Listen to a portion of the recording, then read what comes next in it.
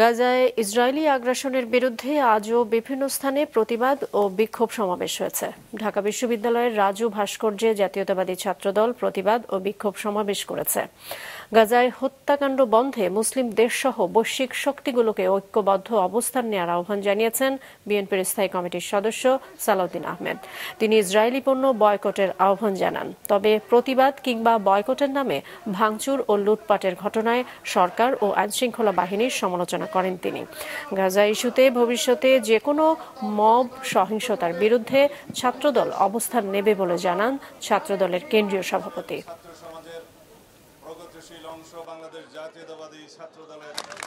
আমরা এদেশের সমস্ত জনগণকে আহ্বান জানাই, পৃথিবীর সমস্ত মুসলিম বিশ্বের যারা মোড়ল আছেন তাদেরকে আহ্বান জানাই, যারা পরাশক্তির একটি অংশ, যারা মদত দিচ্ছে ইসরায়েলিদেরকে তাদেরকে আহ্বান জানাই, এই মুহূর্ত থেকে গণহত্যা বন্ধ করার জন্য আপনাদের পদক্ষেপ নিতে হবে।